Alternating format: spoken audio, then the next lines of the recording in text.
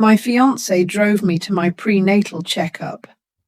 The clinic receptionist had barely greeted me when a nurse quietly slid her phone toward me. She pointed at the woman in the photo and whispered, "Is this his wife?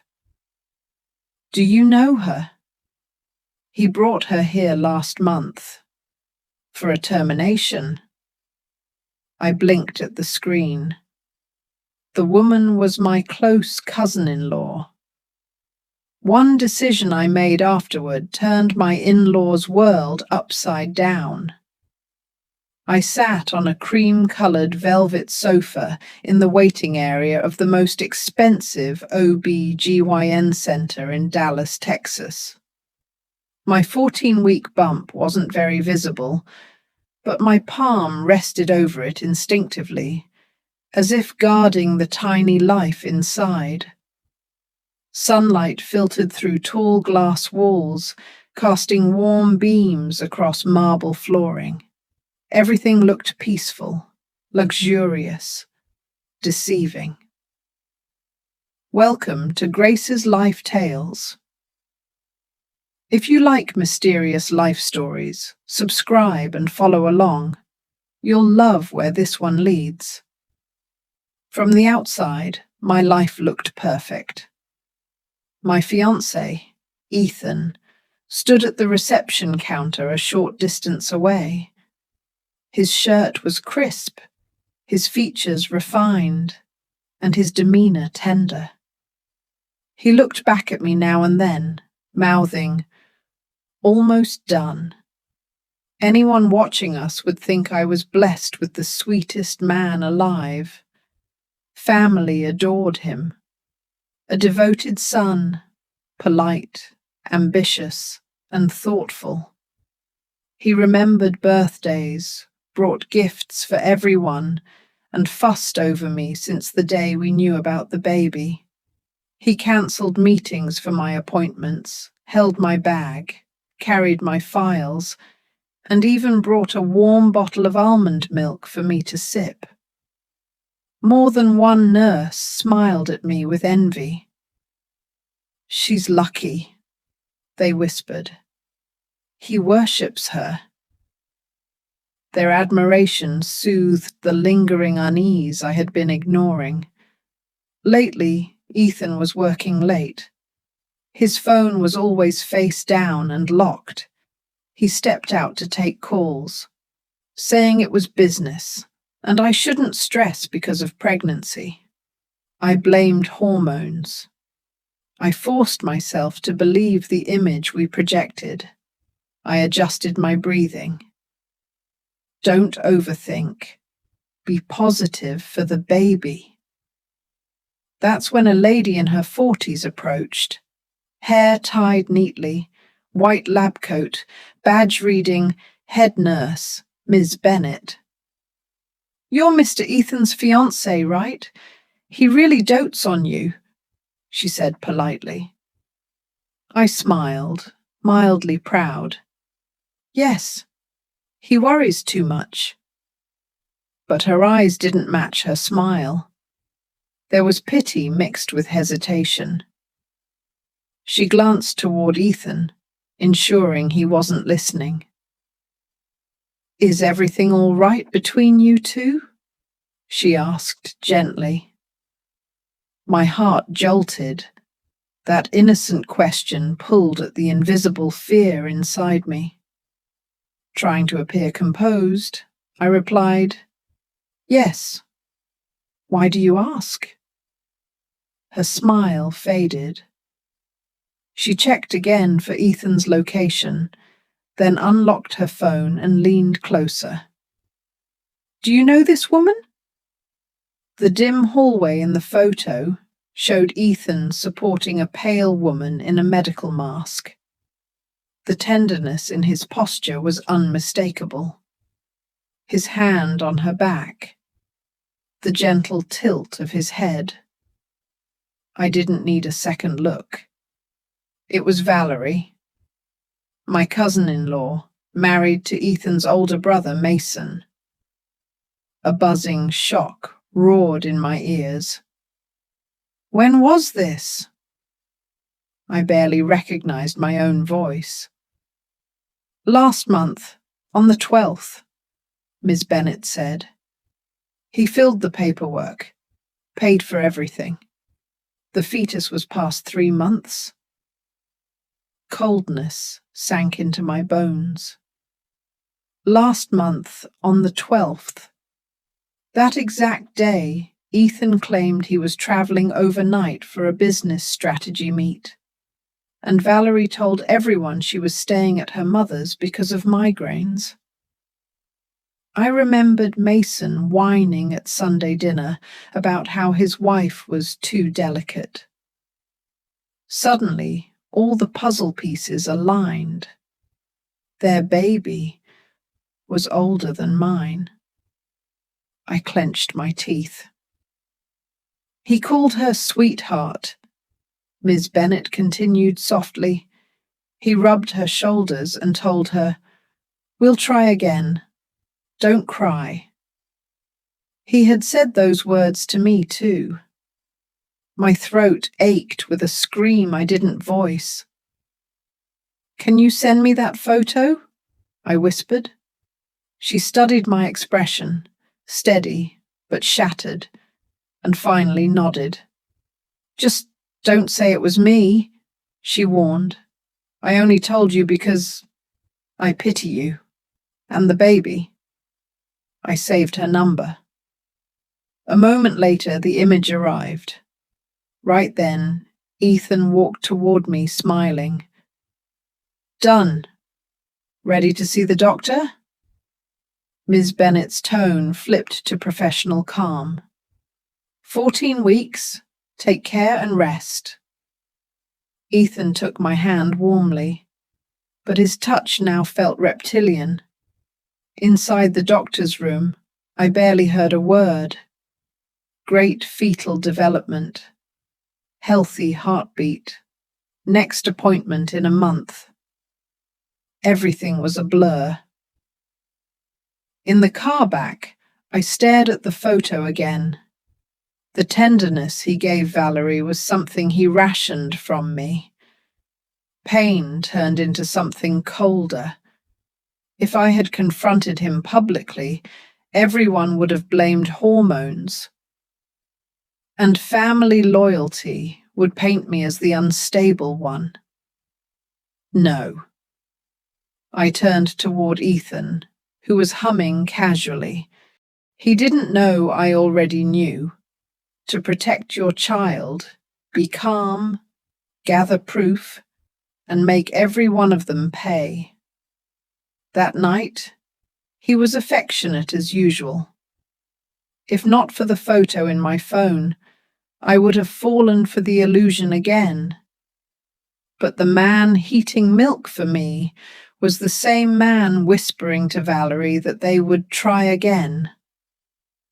I waited until he wasn't looking, retreated into our bedroom, and locked the door. For the first time ever. He paused outside, confused, but didn't knock. I slid onto the bed, zoomed into the photo. His gaze on Valerie held a softness he had never given me. I checked timelines, conception dates. Mine fit perfectly. Valerie's? Her pregnancy started before Ethan's so-called extra workload began. Was Mason unaware? Or pretending? Both possibilities were terrifying. I barely slept. Near dawn, I whispered, "You think I'll cry? You think I'll break?" "No, Ethan. I'll let you expose yourself. I'll gather every proof. And when I strike, your entire family will bow their heads." My unborn child shifted inside me, as if agreeing. The next morning, Ethan cooked breakfast. A picture-perfect domestic scene, almost tender, until the memory of Valerie leaning into him returned and shattered everything. "You're quiet," he said. I ignored him. I'm visiting your parents today, I announced. I'll drive. No, I'll go alone. His face stiffened. Are you angry? No, I replied smoothly. Just tired. He stared, unsettled. Good. I arrived at his parents' home. Valerie was on the patio with juice, looking pale. Maybe recovery symptoms. Mason tended flowers nearby, humming happily. Could a man hum knowing his wife had carried another man's child? Or did he truly not know? Inside, my mother-in-law greeted me warmly. Then Valerie walked in, forcing a shaky smile. Hi, cousin. Our eyes met. Her smile faltered. Shame? Fear? Guilt? Are you feeling better? I asked, tone sweet but eyes sharp. Yes, I'm fine, she muttered. Mason walked in cheerfully. Sis, need anything? I'm heading out. Poor man, the only innocent one in this storm. And standing there, I realized this fight wasn't only for me. It was for Mason, for the child growing in me, and for the truth they thought would never surface. Mason left for errands, humming, unaware that the peace around him was paper thin. Valerie sat stiffly across from me, fingers tightening around her glass. My mother-in-law chatted casually about lunch, not sensing the invisible storm hovering between us. I smiled politely, nodded at questions, all while my mind replayed that photo again and again like a silent knife. At some point, Valerie excused herself to rest. I waited precisely 5 minutes before rising. I'll check on her, I announced. No one objected. Her door was ajar. She sat on the edge of her bed, head bowed, shoulders trembling. The guilt was eating her alive. Good. She looked up suddenly, eyes widening. Grace, I didn't hear you come in. I walked in slowly, closing the door behind me. You're recovering well, I said softly. 3 weeks is usually enough for the body, but not for the conscience, right? Her face drained of colour. I don't know what you... Don't insult me further, I cut in gently. I know, Valerie. I know everything. Her lips parted, but no words came. She stared at me like someone seeing their own executioner. Relax, I whispered. I didn't come to scream. That would expose you. And him. Neither of us wants that. A tear slipped down her cheek. Grace, please. I didn't... She swallowed. I didn't mean to fall into this. It just happened. Pregnancy doesn't just happen, Valerie. Affairs don't just happen. She buried her face in her hands. I was lonely. Mason was never around, always travelling for work. Ethan, he made me feel seen. I almost laughed. He saw you, yes, right through the lens of his convenience. She flinched as if slapped. I leaned closer. Tell me the truth. Does Mason know? She shook her head violently. No. He thinks I had a cyst removed. The doctor, he helped me cover the paperwork. My heart froze again. It was all arranged, she whispered. Ethan paid. He promised we would try again later. The same lie, the same words. He was recycling affection like a corporate script. Does he still contact you? I asked. She hesitated. Sometimes, but less since you became pregnant. Interesting. So my baby was a threat to their game. I stood slowly. You're going to act normal, I told her. Smile at me. Pretend we're fine. Because if anyone suspects I know, Ethan will panic and bury evidence. You don't want that. How long have you known? She breathed. Since yesterday. Her face twisted in horror. And you haven't confronted him? No, I said, smiling coldly. That's what naive women do. I'm not her anymore.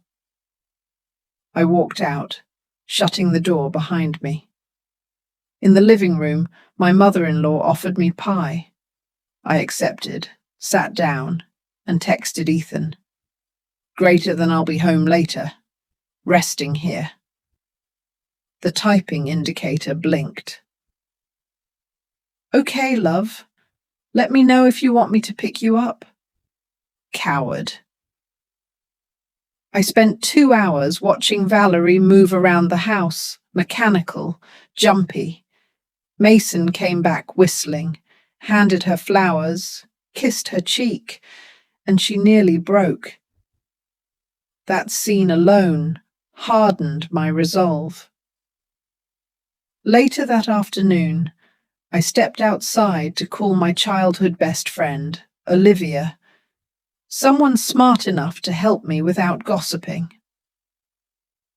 What's wrong? Your voice sounds off, she said. I inhaled slowly. I'm sending you something, I whispered, forwarding the photo. Tell me what you see. Barely 3 seconds passed. Oh my God. Grace, that's Ethan. And wait, Valerie? What is this? That, I replied calmly, is the reality behind my perfect life. Her voice shook. What do you want to do? Win, I said. But I need proof. More than this. Olivia was silent for a beat, then her tone sharpened. Start with finances. Affairs always leave paper trails. Hotel bills, transfers, gifts. You have access, right? A chill ran through me. Ethan insisted he handled all finances, so I wouldn't stress. But I knew something he had forgotten. The shared cloud backup on our home laptop logged every transaction linked to his ID. Good idea, I whispered. Second, Olivia continued, don't let him sense you know. Make him comfortable. People hide worse when they feel watched. I smiled faintly. He already senses something, but I'll fix that. Third, her voice dropped. Don't be alone with Valerie. Betrayers panic. They might try to silence you. I glanced at the house behind me. Valerie's silhouette through the curtains, watching me. A shiver crept down my spine. I won't give her that chance. That evening, Ethan came to fetch me after finishing work early. He smiled as if nothing was wrong, kissed my forehead, and placed his hand protectively over my belly. I missed you today. I leaned into him just a bit, enough to reassure him, not enough to forgive. On the ride back, he talked about dinner reservations for next week, baby names, nursery ideas. The more he spoke, the more I studied him. The man who pretended to love me was performing beautifully. Once home, he ordered food, massaged my feet, told me to rest while he handled chores. Perfect husband mode. Exactly what I needed. A blind actor unaware the cameras were already rolling. At midnight, when he slept, I slipped out of bed, crept to the study, and opened the laptop. The cloud dashboard loaded. Payments, transfers, bookings. I scrolled. A hotel suite in Fort Worth last winter. Another near Valerie's mother's home. Jewelry orders shipped but never given to me. Cash withdrawals on days he claimed travel delays. Medical fund payments linked to a private clinic receipt. A quiet smile crept across my face. Proof. Real, sharp, undeniable. I copied everything, screenshots, PDFs, logs, and emailed it to Olivia with a key phrase. Keep this secure. If anything happens to me, release it. I locked the study door behind me, returning to bed. Ethan turned in his sleep, wrapping an arm around my waist. Once, that gesture comforted me. Now it felt like a chokehold. I whispered to the ceiling, "Round one goes to me." My baby stirred inside me, as if applauding, and I knew. War had only just begun. The next morning, sunlight streamed into our bedroom, but it felt cold against my skin. Ethan was already awake, fixing his tie in front of the mirror. He glanced at me through the reflection, smiling as if yesterday had been nothing but ordinary. "You looked peaceful last night," he said. I smiled faintly. If only he knew I spent half of it gathering ammunition against him. "Sleep was good," I replied softly. He kissed my forehead, lingering longer than usual. "I'll be back early today," he promised. "Maybe we can plan the nursery?" Nursery. The word tasted bitter. "Sure," I murmured. He left for work, humming lightly. The moment the door clicked shut, my facade dissolved. I pulled out the laptop again, cross-checking the receipts and travel logs I'd saved. Every detail matched except one gap, 3 days in July with no charges. Too clean. People hide the worst when they erase traces. I needed someone inside Ethan's circle, someone who could unknowingly give me more. And fate handed me just that. At around noon, someone rang the bell. I opened the door to find Ethan's cousin, Mia, young, bubbly, and someone Ethan had always underestimated. "Grace, I was in the area," she chirped. "Thought I'd drop by." Of all days, she came today. Good. "Come in," I smiled. We sat with tea, and Mia's gossip-driven mind did the rest. "You know," she began conspiratorially, "Ethan has been acting weird lately." My pulse barely flickered. "Really? How so?" "He's been borrowing Mason's car every now and then. Says he wants the SUV for work trips, but Mason never goes with him." Interesting. So Ethan wasn't just cheating, he was using his brother's car to do it. "No idea why," I said lightly. "Maybe company events?" Mia shrugged. "Maybe. But Valerie mentioned once she saw Ethan with Mason's car outside a clinic in Fort Worth." That made me pause. So Valerie knew Ethan was using Mason's vehicle.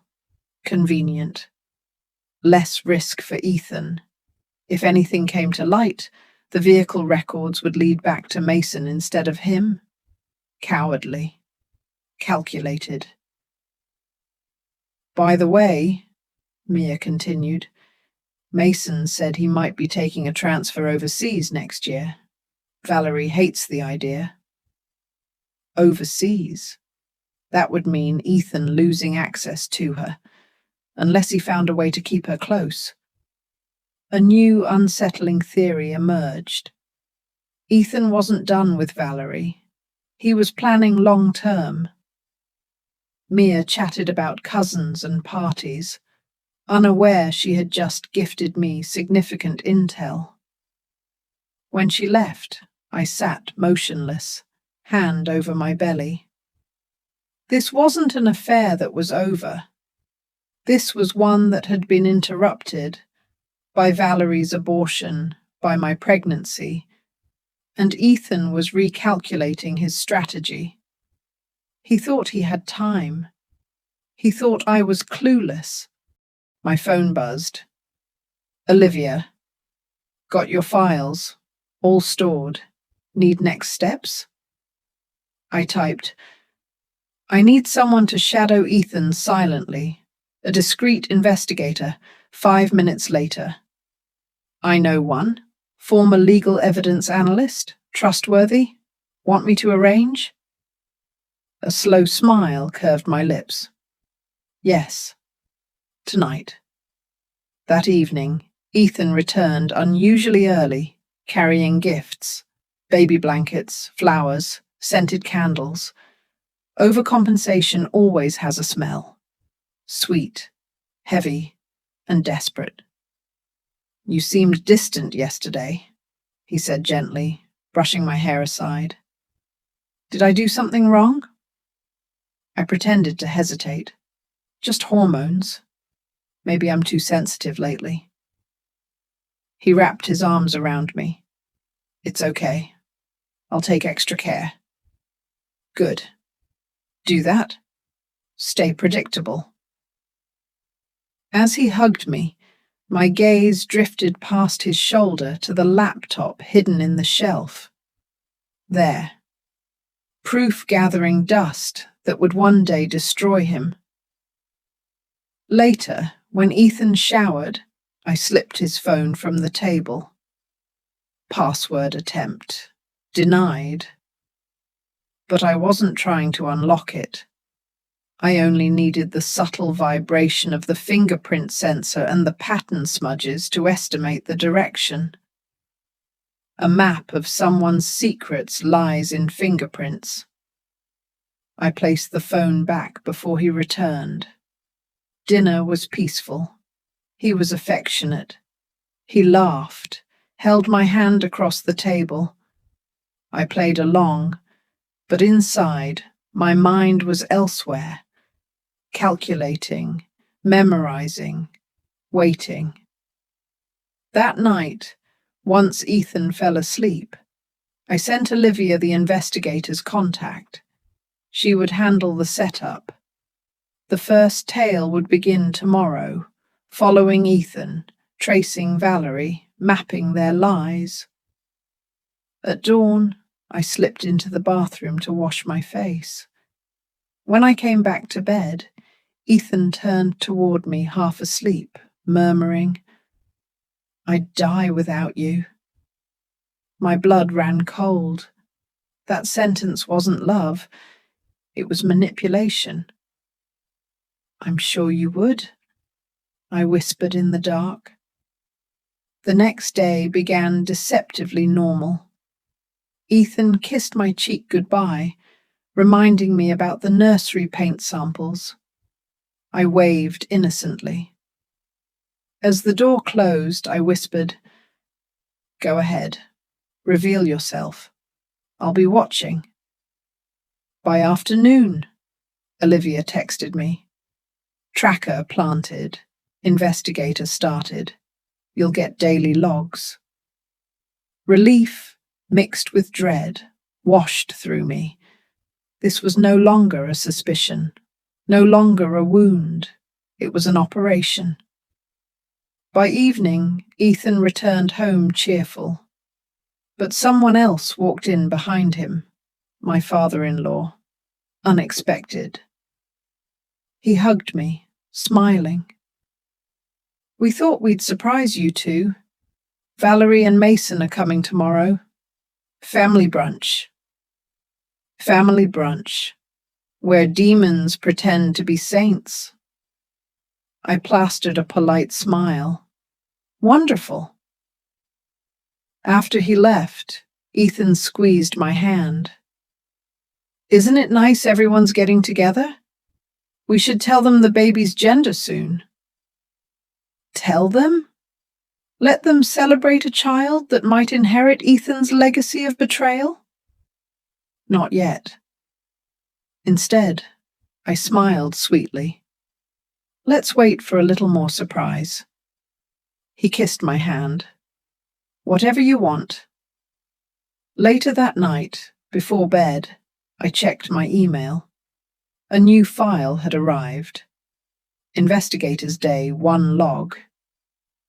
Ethan stopped at a pharmacy, bought pregnancy vitamins and prenatal tea, drove somewhere, unidentified, parked at a private residence, stayed inside 2 hours, returned home. The address belonged to Valerie's mother. My jaw clenched. So the affair wasn't dead. He was still visiting her, still maintaining their story, still keeping her close. My hand slid over my belly. He thought I was blind. He thought my silence was weakness. How poetic.